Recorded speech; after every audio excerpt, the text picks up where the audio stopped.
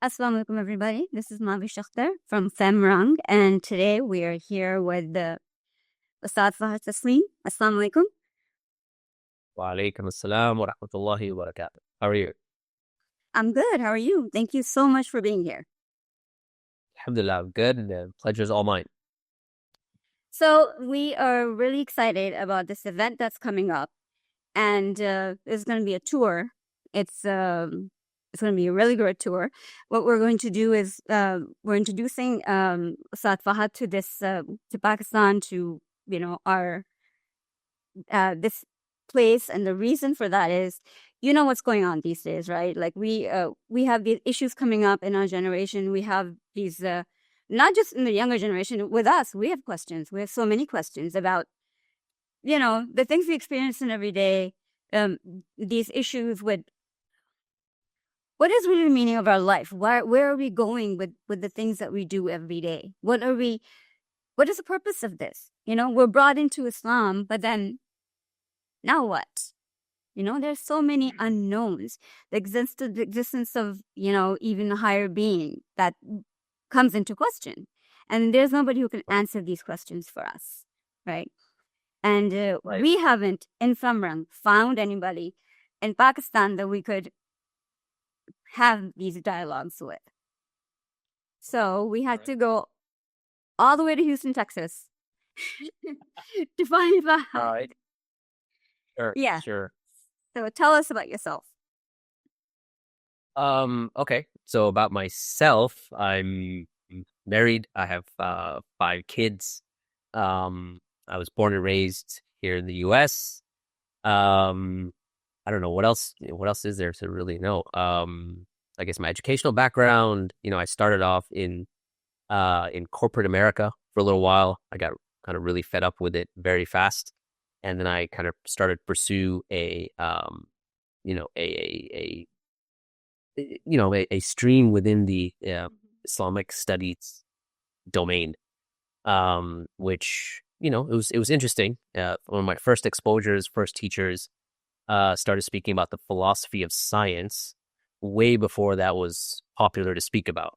And I remember that the first piece of advice that he had given us was, whatever field that you're going to engage in, make sure you understand the philosophical foundations. So even if you're talking about physical sciences, they all have they all have philosophical, what they call presuppositions. And to me, that was very refreshing. It wasn't a very conventional kind of Quran, Sunnah, here's how, it was very out of the box, Sudanese gentleman and scholar, Hafidullah. And, so that really kind of sparked my interest in the beginning. But really, I'll tell you, I guess we can open this door. So I didn't really come from a very practicing family, right? Which you, I'm sure, know about. And if you're expecting me to act shocked, I can't, because it's like, really? Oh my God. and so Go ahead. right, and so it was just to make a long story short. When I first I wasn't I wasn't into the, let's say, the whole religious scene, I guess, if that's what you want to call it. In fact, a lot of times within the family, we would look down upon people who were religious, or we always thought of them as backwards, not very, not sophisticated, not very erudite. And if you wanted to be, wanted to get ahead in life, you would basically shun any sort of, connection with religion, connection with Islam, definitely. And so, when I lived my life like that, it was very, how do you put it this way? Because I want to make sure this is halal. In all the things that you can think about that a person would really engage with, I pretty much all of those sort of things, right? And I'll let your viewers kind of imagine what it is. Yeah. And it wasn't until after college I got my first job, and my manager, I still remember her name was Tari, and she looked at me and she said, Fahad, you're just out, you're partying, you're doing all these things, and you really need to consider your life, right? And you really need to consider your afterlife, okay? And then she told me, she said, look, I want you to really seriously consider your life, your afterlife, and accept the Lord and Savior Jesus Christ in your life. So I was like, okay, yeah. So I was like, okay. And I realized she was a practicing Christian, and we started getting into discussion. And so my first exposure to kind of the divine, or deep existential questions, wasn't from the door of Islam. It was actually from the door of Christianity. And so, we started speaking. That's when I really started to engage with, the Islamic tradition in earnest. So it wasn't really coming from a position of, oh, I'm Muslim and I should know what I'm upon. It was just, I should know about what the reality is, what's the truth. And so it was almost like I was adjudicating between, or kind of trying to decide between, what is the correct paradigm, what is the correct worldview that I should adopt. And at the time I was living in Virginia. Well, I was living in Maryland, working in DC. And in Virginia, there was a satellite branch of an Islamic university in the Riyadh, Jamiat al-Imam ibn Saud. And a lot of the teachers and mashayikh would teach at, a place in Virginia. And so I called up a friend of mine who I know had gotten religious. Like, he was originally from Pakistan as well. And he had gotten religious. And so I just stopped talking to him because I was like, oh, yeah, I'm not going to talk to that person. Right? So I called him. I said, hey, man, I think I want to start learning about this Islam stuff that you always talk about. You live in DC, or you live close to DC. There's a place in Virginia. You should go there. So he directed me there. And, it was a place that there was a lot of mashayikh, a lot of, scholars and things like that. And really scholars that were not only well grounded in the Islamic tradition, but were able to navigate the space of modernity, how live in and again, because I'm living in the States, how do you navigate that space where we're not, you're it's not just about your religion, but it's about how do you, actualize that religion in the context of an ocean of non-Muslims, right? So that's kind of what got me started. And then, it's just, and then that was a much longer story, but if you want the juicy details of that, maybe when I come to Pakistan, I'll expose some of that. Yeah, then we can do that then. But and yeah, I think as we also over here have, I don't believe in that's it's always been what we say at Femrang, and I personally say that we shouldn't copy paste. Like, the problems over there are not our problems over here. However, those problems like, LGBTQ, or just, not trusting our own faith and our own, which is okay. Of course, these are all things that you are learning. These are new, but a lot of them are transported from over there. So rather than just closing our eyes to it, like you said, and just saying it's not happening, we have to learn. We have to find out how to deal with these things, whether as, guardians of or parents of those young adults, or those young adults, ourselves.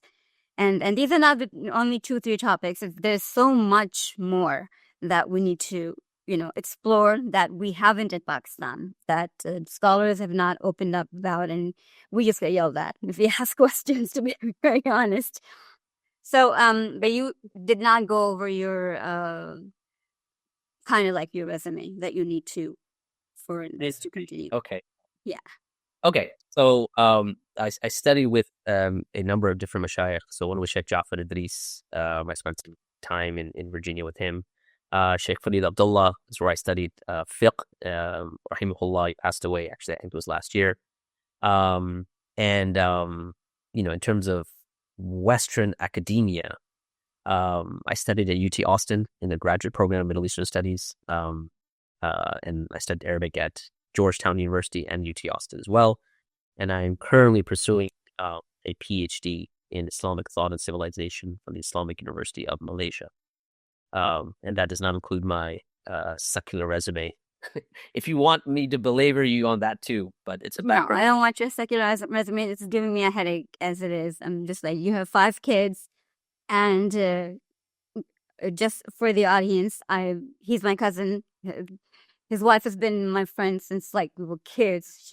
And so yeah, I was gonna say, with 5 kids, a wonderful wife like her, and and all of the things that you're doing, yeah. Yeah, let's not burden any of our audience or me with your secular resume. We got it. We got it. So there is a. You didn't tell me about the book. Talked about the book. No doubt. So No doubt. right. So this was so initially this started off as a kind of a project where we started seeing a lot of people were doubting their faith, right? Doubting Islam. And after having kind of traveled around the US, speaking with a lot of different people, actually it's not even the US. Let me take a step back. So at Sapiens, we run a service called Lighthouse Mentoring. And what this service is that anyone from anywhere in the world can log on for a free 1 hour mentorship session. And our target audience is basically ex-Muslims, people that have left Islam, Muslims that have doubts, non-Muslims, and the fourth category is anyone that's interested in how to deal with the first three categories, right? And so what I thought was interesting, and I'll come back to the book in a second, is that we would get calls we would have these mentorship sessions with people all over the world. And what we realized was that this is not just these aren't problems that are isolated to the Western world, right? It's not that these are just problems in the UK or France or the US, but in fact, they've become global, right? I remember I did a session recently, some guy in Kashmir, and he was what did he? I think he sold bread or he made chai or something. And in between our session, and so he's talking about, okay, so I don't really understand the Kalam cosmological argument, and he stops and hold on a second. Yeah, that'll be 2 rupees or 5 rupees, whatever. And he comes back. Yeah. He's talking about deep philosophical issues while he's selling chai, right? Yeah. While he's on his phone. And so these issues about doubting your faith are not just kind of limited to the Western world. What we started to discover, and so the book actually comes from a diagnosis of the problem at large, right? Is that a lot of people were, when they approach Islam, they don't, they may approach it in a way that's relatively piecemeal, and so a lot of times what happens is things that are causing the doubts, in fact, are not really the deeper questions that need to be answered. Okay. So if someone says, okay, so tell me, like, I'm having trouble reconciling, I don't know, I'm just going to throw an issue out there, like the age of Aisha. Okay. So, yeah, that's a big issue. Right. So how is it that the Prophet could, marry someone so young? Okay, fair enough. Now, a lot of people, when they engage with an issue like that, they'll get into a very deep analysis of like the hadith and, is it really her age and yada, yada, yada, yada. But what we don't realize is that a lot of those questions are coming from not really understanding Islam as an entire paradigm, but understanding it as almost like a feel, and I'll use the term religion itself, right? Because I have a term religion, right? Because it has a history of its own that is specifically Eurocentric. If you go into the pre-modern world and you used a word that signified something that is religion and something that is not religion, it wouldn't really make sense to a pre-modern person, right? Whereas today, we can say, you know what, we're quarantine this idea to religion and this idea outside of religion. Exactly. We can separate it, but it wasn't like, it's not supposed to be like that. And that's not what Islam is, and it's understandable. Right. And it's understand Islam like that, where we've quarantined it to a certain domain. We're going to have trouble with issues like, let's say, the marriage age of Aisha. Because what happens is, say, okay, our contemporary understanding of morality, that we understand an issue to be morally correct or morally incorrect, but, before we get to the age of marriage, there's so many questions that need to be answered before you get there. Like, where do morals come from? What is the source of morals? Are they solely based on your specific time frame that you live in? Because then that's not Islam anymore. That's progressivism, which progressivism as an idea basically says the fact that we are in a certain period of time, it means that anything that comes from the past is going to be wrong, right? And we find that's it's inculcated within us, even within our language, right? We say, oh, those are, our parents used to think about that, right? Oh, those are things they have. Exactly, yeah. But never in the pre-modern world would a concept of morality be rooted in just the time period you live in. And then you think about it, that how can we be morally certain about something if the only basis for that is time? Meaning, how do we know not 10 years from now, it'll, the marriage age of Right. 9 would be great. We just, Yeah. so Have this going. Right. if your moral anchor is, let's say, progressivism, which is rooted in time, which means that you can't say that a moral is transhistoric, that it's been like that forever. Like the only way to now navigate that space is to say, hold on a second, we have to now analyze where do morals come from, right? And so we understand that morals are outside of limited mind and human emotion. Like it's not that there are certain that are objective, like 2 + 2 is equal to 4. It's an objective fact. How do we know and how do we give credence to something that is objective? Well, that has to be rooted in something that's outside of the human being, transcends the human being, right? And that comes from the divine. If you disconnect something from the divine, well, now your moral foundation to even ask the question about the marriage of Aisha, right? Yeah. The foundation becomes extremely. Yeah. Sorry. Go ahead. Yeah. No. That's what I was going to say. That's exactly the problem. I feel like the generations who started thinking about, because I think up until our generation, maybe it was like, okay, well, our parents are telling us to do this, we'll do it. And okay. But now there's, of course, there is, a constant influx of information and, the world is right here. Like, everything is right here. So I feel that what you're saying, even though everything is right here, you see everything, you have everything in front of you, it's the present and the future. The past we're completely disconnected with.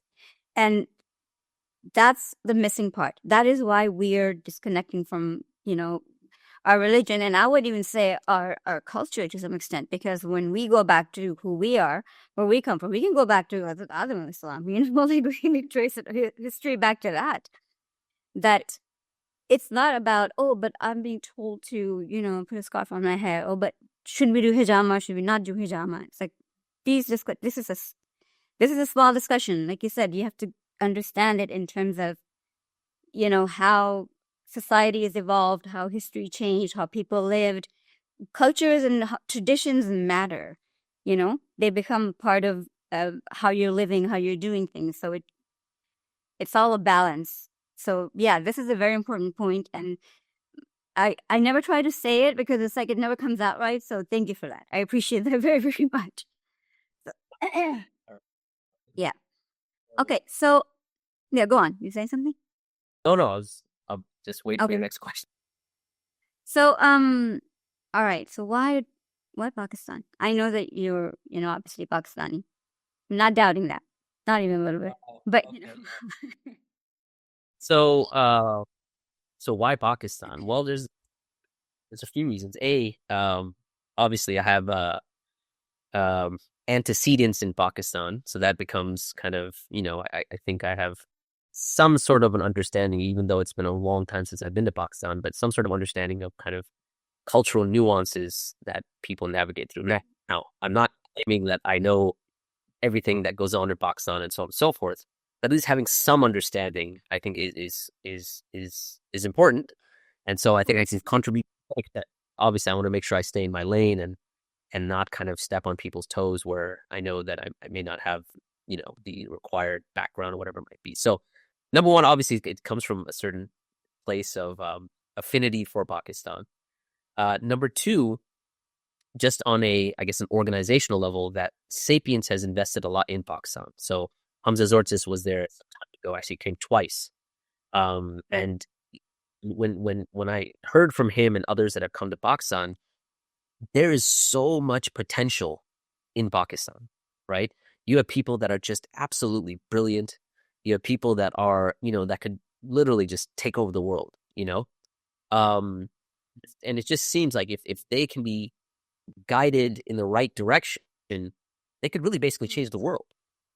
And so I would love to get the reward for the next person that comes out of Pakistan that can actually change the world, right? So I know that's a very kind of elevated thinking, kind of, head in the clouds. But I mean, I don't know if Asma's told you about me, but I mean, I'm very head in the clouds type person, right? Very optimistic. And so when I look at Pakistan as a nation, as a people, I'm very optimistic. And so I would love to have a part of that, right? The next person to come out of Pakistan that can completely change the dynamic of the world and where we are. Of course, I want a part of that. So, Right. yeah. Well, as Pakistanis in general, I mean, I know the depression and the way things are and the economy and all of that is settling in, but in general, that's how we are too. This is not heads in the cloud kind of area for Pakistanis. It's just like that's how we think. But yeah, if it's just go for it. When it's time to do it, just go for it. That's how we. So you are, I approve you. You can enter. Getting put in. Yeah, correct answer. Correct answer. But yeah. So let's talk about a little bit. I want to shift a little bit because a lot of the things that just go towards the issues that we've talked about already. These disconnects with the family and culture, and not really culture in the sense of culture, in the sense of your belonging is what I'm trying to say. Like not being rooted wherever you are, not feeling rooted and in your religion and in your place. Because as a Pakistani, as somebody who, not myself, but as a person who would be growing up in Pakistan and has been here, and they see all these things that they're capturing from other places, because a lot of these problems are not homemade for us, right? Yeah. But then some are, of course, some are because we don't connect with what is happening in front of us and behind us, and because we've just disconnected completely, and that's a different topic we'll discuss someday. Actually, that's a good topic for our life. But it just came to me. We can edit this part. It just came to me. But I'm sure you have, because you do this, you've seen how it impacts young adults or even older, when I say young adults, I don't mean little kids, because I'm, now old. So I'm talking about people in their 20s and 30s. So, so how does it impact them mentally, their emotional health, mental health? So with these issues, one of the things that you find is that when they need to navigate through the vicissitudes of life, right, the ups and downs that inevitably are part of everyone's life, right? Um, if a person does not have that connection with the divine, it becomes, let's say, an understanding of that connection and then a work towards fortifying that connection. Dealing with the issues in life becomes very, very, very difficult, right? Now, there's like if you look at something like just suffering. Okay, you look at global suffering, right? We'll take Gaza, for instance. Now, someone can look at that and say, like, why would Allah, I mean, if these people are Muslim and they're upon the truth, why would Allah subject them to all the suffering that they're going through, right? Now the issue is that one way of looking at it is like, yeah, they're going through a lot of suffering. But what happens is that the person that's now thinking of it in those terms has given the suffering a certain meaning. Okay? And what the person then needs to do is say, hold on a second.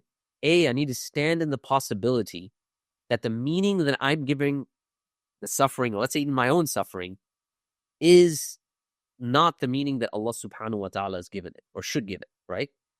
If I'm open to the possibility that the meaning that I've given this suffering is something else, and I want to know what the meaning that Allah has given it, that person can then navigate through the vicissitudes of life, right? So, for instance, we look at, let's say, Gaza, just since I started with that example, yes, there's a lot of suffering and things like that is going on in Gaza. There's a lot of injustice that's happening. There's a genocide that's going on over there. And that's really heartbreaking to watch. At the same time, if we understand that existence and our entire sense of self and being is not just rooted in this temporary life, that it actually transcends life, and that the real goal is not the life itself, but it's really what happens when you die, And let's say that those people have been granted the status of being shohada, they have already reached the destination that all of us would really want to be reaching in the first place. So in essence, Right. yes, a certain amount of suffering that's going on, but would if we understand that the destination we're trying to get to is Jannah, which is pure bliss, which you will never ever suffer at all, ever again. Your bliss is in such a state that it's constantly increasing. Like there's nothing like that in the world that we can really compare to, right? Like you could, I don't know, what's your favorite food? What do you like to eat? Pizza, I guess. I do like pizza. Yeah. Like pizza. Okay. So, your first slice of pizza is great, right? By the time you get to your 14th slice of pizza, you're probably like, nah, I'm good. I don't 14, want, right? yeah, Whatever. second, third, but yeah. This, It's like, me. People are going to be like 14 pieces, but yeah, I get your point. fifth slice of pizza, whatever. Yeah. The point is that usually when you have some sort of pleasure in this life, the you goes down. But the difference is paradise, what we know from the descriptions of paradise is that utility actually goes up. Like every single bite that you have in paradise is better than the one that came before it. So this state of absolute bliss is where we're trying to get to. And yes, they went through some sort of suffering, but they've already arrived at the destination to get to it anyways, right? So really now, is that suffering, is it meaningless? No, absolutely not. Our suffering in our life actually has not if you look at it from a purely kind of materialistic worldview, yeah, it may seem meaningless. But once you add the concept of spirituality, purpose, why we exist, Allah puts us through these tests to have growth at the end of the day, right? Spiritual growth. And there's so many reasons that Allah would cause a person to go through trials and tribulations, right? I mean, I was so we would do these events where we would have like debates with like Christians and so on and so forth. And one of the topics we would debate was why does God allow suffering, a Muslim Christian perspective. Anyway, what I always found interesting about the Christian perspective is that they really don't have a kind of purpose that justifies the suffering, right? Because, for instance, the Holocaust survivor Viktor Frankl, he said that if I could give my suffering meaning, it's no longer suffering, right? Meaningless suffering, yeah, like why would God do that? But the point is that it has some sort of meaning. And the fact is that Islam, it is very robust in, a number of meanings that can be given to a trial or a tribulation that someone's going through, right? Now, does that mean we know everything that God intends with putting through a certain test? Not always, but we do know a lot, right? For instance, I sometimes mention this to people, and I say, look, sometimes Allah will put you through, going through a hardship because the goal of putting you through that is to have you come back to Him, right? True. So, like I usually tell the story of, back in 2008, there's a big financial crisis, global financial crisis. There's a gentleman that he worked in Silicon Valley, very wealthy. 2008, he loses pretty much everything. Like his finances are decimated. Retirement plan is gone. Everything's gone. He has to put private school. That would be his multi-million-dollar house. It's California, so it's probably multi-billion-dollar.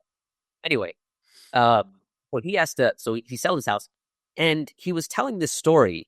And he was telling it to a sheikh, and he said, "Sheikh," he goes, as I was pulling away from my house that I just had to get rid of, I pulled my kids out. He goes, something inside of me said, I should go to the masjid. And so he says, I drove past the masjid. I stopped, I went in. He goes, as soon as I entered, I just fell to my knees. I put my face on the ground, and I just started bawling. Like tears were coming out. And he said that, and then it dawned upon me that I had never, never, never been as close to Allah as that moment. And he goes, I would tell you this much, I would not give all the money in the world to replace that moment. Like that moment for him was just like, that's the clock. And so sometimes what happens when you go through these trials and tribulations, it's actually Allah calling you back. Like it's a favor to you because again, what is the goal? The goal is not life. The goal is the afterlife. And if that's really the goal, Right. then hey, you know, the point is the benefit here is you're actually being called back to Allah. So again, going back to the concept of suffering, meaning, and things like that, what is the meaning that Allah wants you to give it, right? And what is the meaning that you've given it? And sometimes, again, standing in the possibility that the meaning that I've given it may be the wrong meaning. It's extremely important because then you can actually say, okay, so I'm open to what other meanings there could be for this suffering. So anyway, I don't know if that really answered your question, but No, it did, because that is what I was, because they are emotional.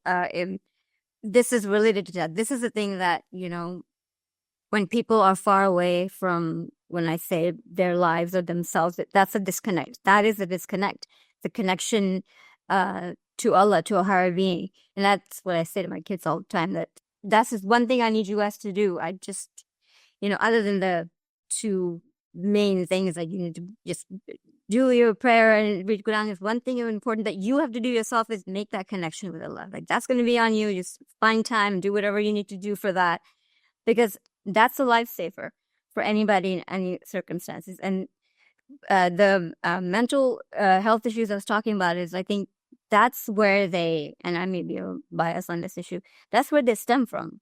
Because then when you're feeling alone and you're feeling isolated and you feel like nobody understands me and nobody knows what I'm going through, even though there's, you know, millions of people that might be feeling the exact same way that you're feeling, but you isolate yourself. And even if you do start to feel that way, if you have that connection with Allah, you always at least have Him. Not at least, but, you know, that's the biggest comfort, that you have Him. And that can bring you out, you know, into life again. And not to dismiss what we do if I'm wrong in therapy and any of that, but it keeps you grounded, right? and so Yeah. next lot of the question would be that how do you get? Because a lot of times, you know, how you like, you know, just make dua, you know, just pray, Yeah. Maz, you know, roza, whatever. Exactly. And the issue that arises, and this is something that, you know, I almost kind of did like a social experiment wherever I travel. I usually ask the question. I say, so let me ask you this. Okay, so yes, you're supposed to make dua. You're supposed to pray namaz or whatever it might be. But there's something that actually comes before that. Like, why should you do any of that? What's the basis for that? Like, why? And this is where I find that you find, you know, at least people that have been brought up in a Muslim household, there's a somewhat of a disconnect. And this is coming from my life sessions, from, you know, traveling around and kind of, you know, speaking to different people, is that especially Muslims that have been brought up in Muslim households, and even Muslims that have gone to Islamic schools, right, here in the States, you know, that you would feel like they know perhaps the intricacies of the prayer. Like they could tell you all of the right? Like this is what invalidates it. This is what keeps it valid. Salah. This is how, and then they could give you all of the fiqh. And then you ask this, why? Like, no one, is Allah worthy of worship? And then why? If your answer is yes. And what I found is that people actually struggle with that. Like, is Allah worthy of worship? And the answer is immediately like, well, yes, because we've been told that our entire life. Okay, then the question, why is Allah worthy of worship? You have to ask, well, what is worship? Like that is like, for a lot of people, the idea of like, okay, well, what is worship? How is it? Just the acts themselves? Is it just me putting my forehead to the ground? Is it just me raising my hands? What is ibadah, right? And I usually find a lot of people they don't really grapple with that in a way that's very kind of genuine. So we find that a lot of people are doing acts of worship without actually, let's say, the spiritual backdrop, which makes those acts of worship a reality, such that they're able to go through issues in their life and things like that, right? So just to give you an example, the concept of worship. If you ask me what is worship, like if I ask you what is worship, what is ibadah, what is like it's just a textbook's definition. You're Comes to mind. asking me right now. Can I Google it? Am I allowed to use Google for this question? If your kids will ask you, Submit. what is worship? You'd be like, wait, Okay, yeah, then I wouldn't Google it. I wouldn't Google it for sure. you wouldn't tell them you're Google. No. They probably have Googled it already. No, yeah, it's submitting to Allah, just like giving into what Allah wants to do with His will, just completely from our inside, like our soul, fully realizing and knowing what we're getting into. Okay, That's the short answer. and that Did I pass test? Well, no, I wasn't testing. No, I'm joking. Go on. Yeah. This is what we're told, right? When we grow up, like, it is submission, right? Submission. Ibn al-Qayyim he says something very beautiful. He says when you look at the concept of ibadah, it's ghayatul muhabba. It is the highest state of love coupled with the highest state of submission. And so what the component that's missing in a lot of these conversations is the love, right? Like, part of ibadah is love. And Ibn al-Qayyim says you have to have both for something to be called ibadah. Like, if you have a father who loved, or let's say you have a tyrannical king, and this king's subjects may obey him, they may submit to him, but that's not what ibadah is, right? Similarly, conversely, you could have a father who loves his children but doesn't submit to them. That's not ibadah. Ibadah is when you have both love and submission, right? And so therefore, if you disconnect one from the other, you're not talking about ibadah at the end. Right, it's not complete. Right. So then the question now is, okay, we understand what ibadah is. It's love. It's the highest state of love with the highest state of submission. Okay, is Allah worthy of that worship? And so the question now shifted to just, is Allah worthy of submission? Is Allah worthy of our love? Right? Yeah. Then in order to know that and answer that question, you have to know who Allah is, right? Yeah. And actually, that's a big question that I get from my younger one. He's just like, well, why do we have to, what? I mean, yeah, he's given us all this and this is great, but why do we have to love him? What is, so that is, yeah. Maybe you should talk to him when you come. Tell. I mean, but it's a good question, right? Yeah. Like, it's valid. Why love Allah? And then, and really, and this is why when we talk about like reading the Quran, okay, if you read the Arabic and you don't understand it, just kind of reciting it. I've always, even as a young person, I had a really big problem with this, because that's kind of the box you have to tick as. Yeah, that's just something you have to do. And I would drive like my mom crazy, because there would be some Maulana Saab who would come and try to teach me Quran. It was like, I don't know what I'm saying. This is stupid. Just get out of here. Right? Exactly. Like, yeah. Oh God, that's every child everywhere, basically. But I was like, why am I reading a book that I don't really know what it says? Frankly, I think that kind of fueled my desire to learn Arabic and kind of know. But the point is that the purpose of the Quran is guidance, right? And that guidance, a lot of the Quran is filled with who Allah is. And there's a reason for that, right? Like, aims and attributes of Allah, if you truly understand them, you can then answer that question with confidence, say, yes, this is why Allah is worthy of my love, right? Because it's not just blessings. Because here's the thing. If our love is just attached to blessings, right? Yes, we love Allah, all the things He gives us, right?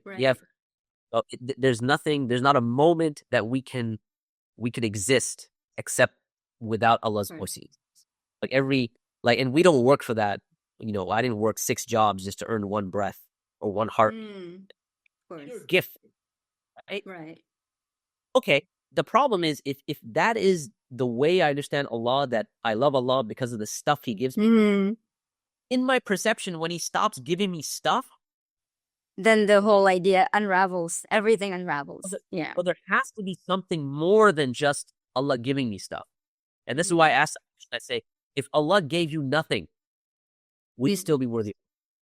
Like, He gave you nothing. Like, is He right? And the answer, yes, not because of the stuff he gives us, not only because obviously we love him because of the Mhm. blessings, but Of course. also because of who Allah is, right? When when you watch, I'm gonna try to contextualize this.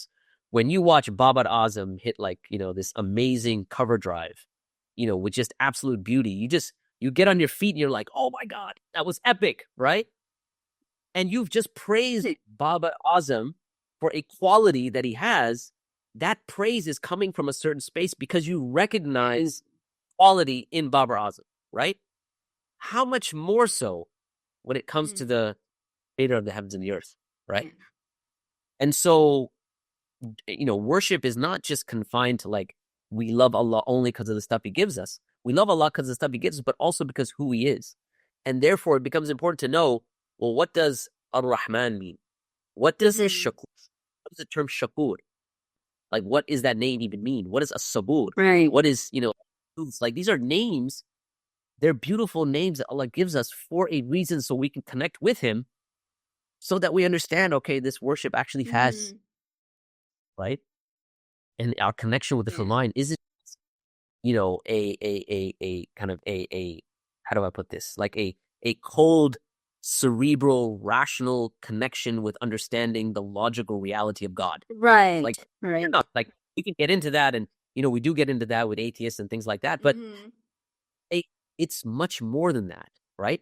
If like there was a research once said that if you believed in God, like a fact like the Big Bang, then you would have as much love for God as you have for the Big Bang, which is like which is nothing. It's just which is nothing. So it's not only the reality of the divine as an intellectual endeavor to understand that God exists, but it's much more. It has to come from a spiritual backdrop as well. So yeah, you have to be open to, and it's a very good analogy actually, because we can, that's something we can all relate to, because that having that relationship, because uh there's no, it's very hard to make this a solid thing for people to really grasp. And yeah, there are a lot of people in the world that we have solid love for, that we don't know personally in that way, where it's like you just gave that example, because of their qualities, because of who we know they are and how they function in life. And so that's just a little part of it. And a lot of times that is the argument. I'm sure you hear, I don't do what you do, but even in our therapy sessions, the argument that we hear for a lot of these things is like, I don't see it, I don't feel it, how do I you know love something or connect with something that I don't, see. I don't understand this. So yeah, I'm going to start using that. I'm taking this analogy. It's a good one. I like it. It's really good. Seriously. It's smart thing. So yeah. All right. I think so we are pretty much covered, because we don't want to make it too long. Because but I do want to ask you a few more short little questions. Sure. You're coming to Pakistan after how many years? 25 years. Told you. I said there'll be some questions in there that you're from. Well, that's a fair question. Fair question. Yeah, I mean. Okay, so what are you looking forward to the most? Like, what do you want to do? What experience? Yeah. Specifically for Pakistan, honestly, it's just I think it's more connecting with people. That's really what I'm looking forward to. I know the answer might be, food or something like that, or karak chai or whatever the deal is, but those things aside, I really am looking forward to those experiences with Pakistanis, I think that's the thing that that's what you take home. Um, that's an aspect that sticks with you for the longest, right? Is your interactions with people. Definitely. I said I'm very, I always tell people I have this medical problem called chronic optimism, right? I'm still working with it. It's interesting that you're married to Asma with that problem. It's just Yeah, it's exactly. amazing. Exactly. So alhamdulillah, anyway. So one of the aspects of this condition of mine is that I'm always very hopeful and very try to be as positive as possible, and so that, so those experiences, I think, kind of in my kind of paradigm, I've never been disappointed in Allah and the interactions that Allah allows me to have with people, like ever, right? Even the ones that someone may consider negative. Alhamdulillah, and again, this is all from Allah subhanahu wa ta'ala. And so, that's why I think the thing that I'm looking forward to are those interactions, those kind of, experiences with people, right? Because those are the things that are the most real in my, Right. my worldview. So yeah, those are real, and those make, like you said, that is, you are from here, and that is what's going to help you connect with this place. And I actually do agree with you, because when we were moving here, I wasn't really sure if I wanted to, like, I didn't mind living here because I had lived here before, but there's always this fear when people go to Pakistan and come back. I mean, I remember from when I was a kid, but they always talk about things in terms of light bhag jati hai, or फलानी चीज नहीं चलती, roads टूटी हैं, and you're just like, yeah. And I was like, oh my God, I mean, how am I going to handle that? I can't handle the heat. Oh my I God. still remember those experiences. Those are like traumatic experiences for me when I first, because I moved. So I went. So I went to high school in Pakistan. For those of you, your viewers to know. And so when I first moved to Pakistan from the States, one of the most traumatic experiences was load shedding. Like 2 o'clock in the morning, midsummer, and all of a sudden, clunk, lights are gone. I'm like, what? I don't deserve this. I'm American. I have rights. So it was, No. It's like, I'm gonna call the embassy. I have rights. Yeah. yeah, No. Yeah, but of course. No, but that's what I'm saying. I was actually, as an adult with children, I was kind of iffy, because there were, people, adults who had come back with their kids saying that we couldn't do it.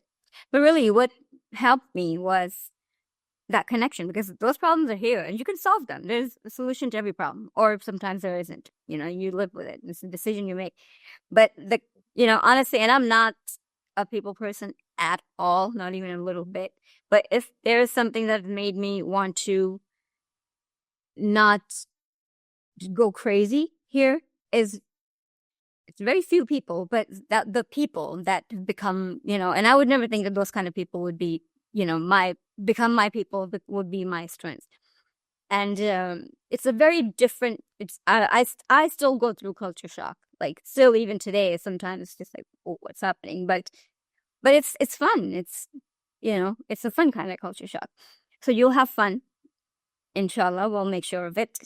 And we are very, very excited to have you. Seriously, we're like, honestly very excited to have you come to Pakistan and do this with us. And I'm excited. It's misfit. It's and so it's from others that have gone. Hamza's gone, a few other people have gone, and they're gonna come back. Yeah. Tell me. Yeah. No, because the things that we want to, talk about and open up about, and those all those issues, I think it's important. And just the way you're approaching them, I think it's the first time we're having this kind of conversation in this setting. I really appreciate it, and I think this is the right thing to do now at this point in our process of you getting here. When everything is decided, now I'm sure that this is a good idea. No, if I wasn't sure, this wouldn't, but that was a joke. But yeah. So thank you so much for your time. And I really appreciate all of this and you working with us. And I know that over here in Pakistan, it's not simple. Things are just back and forth in time.